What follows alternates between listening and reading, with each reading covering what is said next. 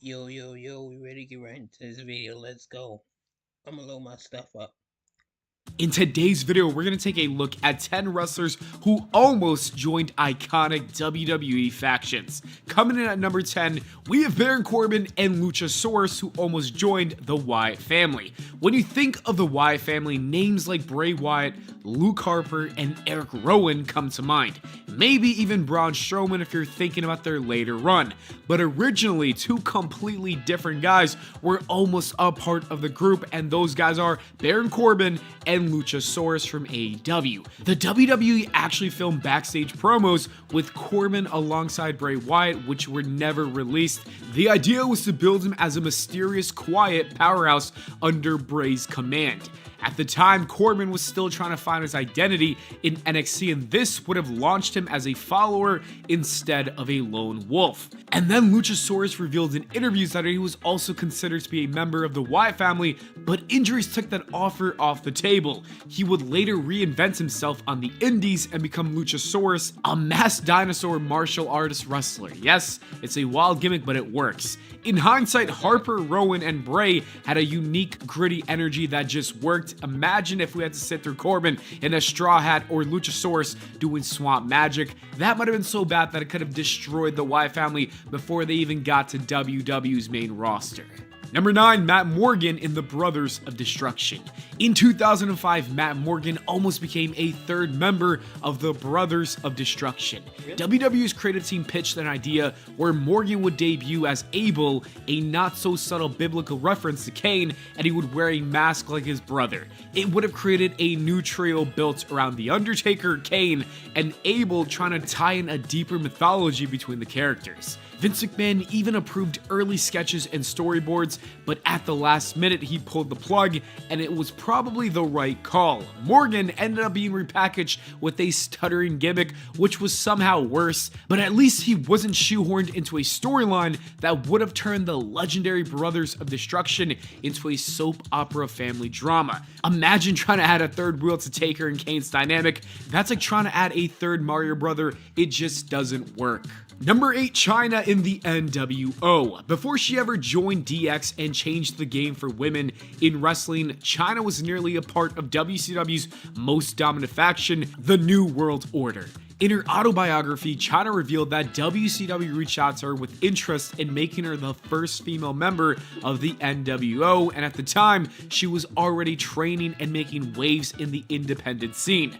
WCW saw her size and unique look and thought that she would have been a perfect fit, but she turned it down and chose WWE instead, where she debuted as Triple H's silent bodyguard and quickly became a fan favorite. Within a year, she was a part of D-Generation X and redefined gender roles in the company. Would Chyna have made history with WCW? Probably, but being an NWO would have most likely made her just another member of 30 plus guys. Instead, the WWE gave her a platform to shine in a smaller group with a more prominent role, and that was a difference maker in getting her to sign over there. Number 7, Dan Severn with the Ministry of Darkness. Dan Severn was a legitimate shoot fighter, a real deal MMA and NWA champion, and the WWE wanted to capitalize on that, but they had a very bizarre idea. They wanted him to be a part of the Ministry of Darkness. To fit the gimmick, Vince McMahon told Severn that he would need to shave 666 into his forehead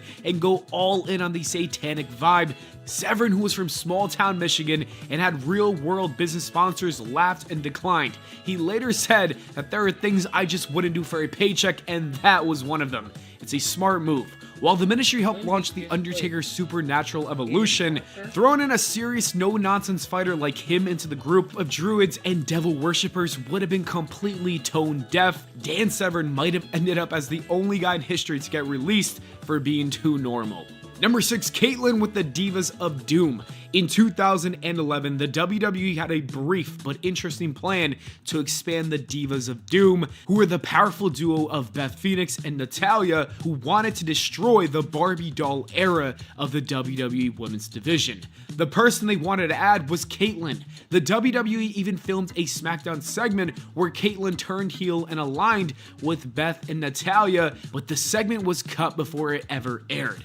Nobody knows why. Maybe it didn't get the reaction they wanted, or maybe they changed their minds at the last minute. Caitlyn continued as a babyface and eventually became the Divas champion, while the Divas of Doom slowly faded away. But imagine if that trio actually happened. It could have been the beginning of what we later saw with stronger and more athletic female talent dominating the roster. Instead, it became another forgotten what if. Number 5, Christopher Daniels with the Brood, Edge, Gangrel, and Christian. That's the trio we got, but originally, Christian wasn't even in the picture. WWE's plan was for Christopher Daniels to be the third member of the Brood. Daniels had the look, he had the work rate, and the vampire mystique. But Edge went to bat for Christian, insisting that he had much better chemistry with Christian and a personal history that would translate on screen. Vince took the advice and the switch was made. Daniels never ended up wrestling in WWE. Instead, he made a name for himself in Ring of Honor, TNA, and later AEW. But let's be honest, this was probably the better decision because Edge and Christian wanted to become one of the most legendary tag teams ever. That would likely never happen if Christian debuts somewhere else. Number 4, Hulk Hogan with the Bullet Club. In 2017, the Bullet Club was arguably the hottest thing in wrestling, and Hulk Hogan wanted in. According to Cody Rhodes, Hogan reached out and expressed real interest in becoming part of the group during its peak.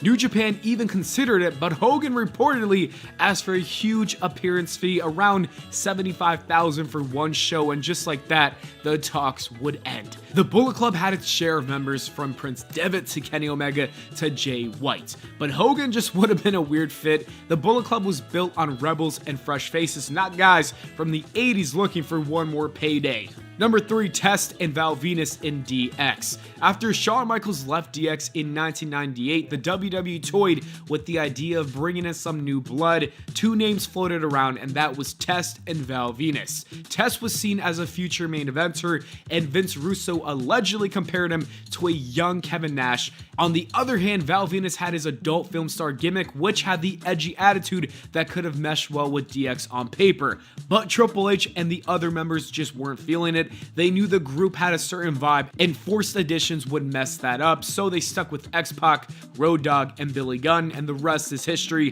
Val Venus and Test both had solid mid-card runs, but neither would have fit in the unpredictable energy of DX, so this was a good call by Triple H. Number 2, Big E with the Shield. Before Big E ever threw pancakes or yelled, "Don't you dare be sour," he was almost a member of the Shield. When WWE was forming the trio in 2012, Big E's name was seriously considered alongside Roman Reigns, Seth Rollins, and Dean Ambrose. But the WWE decided to pivot, giving Big E his own path by pairing him with Dolph Ziggler and AJ Lee instead.